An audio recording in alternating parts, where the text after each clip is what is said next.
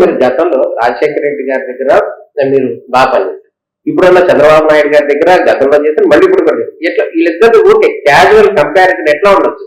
అంటే ఒక సింపుల్ మన అదృష్టం ఏంటంటే సార్, నా లెక్క ఆధునిక ఆంధ్రప్రదేశ్ నిర్మాతలుగా భావించాలి అంటే అది చంద్రబాబు నాయుడు, రాజశేఖర రెడ్డి మాత్రమే ఆధునిక ఆంధ్రప్రదేశ్ నిర్మాత. ఎందుకంటే చంద్రబాబు నాయుడు గారు ఆ రోజుల్లో నక్సలైట్లు విస్తారంగా ఉన్నటువంటి టైంలో హైదరాబాద్ లో పునాదులు వేసి ఐటీ సంస్థల్ని తీసుకొచ్చి ఒక చిన్న అది అంకురాలుగా ఒక చిన్న డెస్టినేషన్ గా తీర్చిదిద్దారు. దాని తర్వాత గవర్నమెంట్ మారింది, రాజశేఖర రెడ్డి గారు దాన్ని నేను కొనసాగించాను.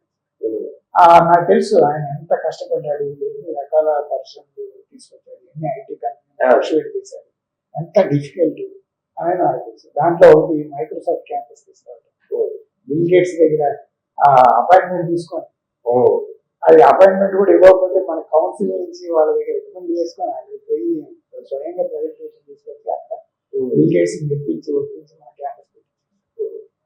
సో నేనేం చేశాను, నేను లక్కీగా ఏంటంటే మన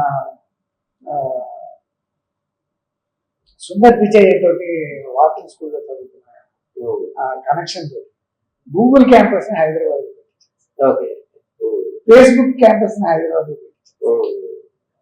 అలా ఏంటంటే అభివృద్ధిలో పోటీ పడి హైదరాబాద్ ని ఇప్పుడు ముగ్గురిగా విస్తారంగా మనం ఒక ఐటీ డెస్టినేషన్ గా ఈరోజు మా తెలుగు వారందరూ, భారతీయులందరూ గర్వించదగినటువంటి వెల్త్ క్రియేటింగ్ క్యాపిటల్ గా తీర్చిదిద్దడంలో చంద్రబాబు నాయుడు గారు మొదటి వారు, రాజశేఖర రెడ్డి గారు రెండో వారు.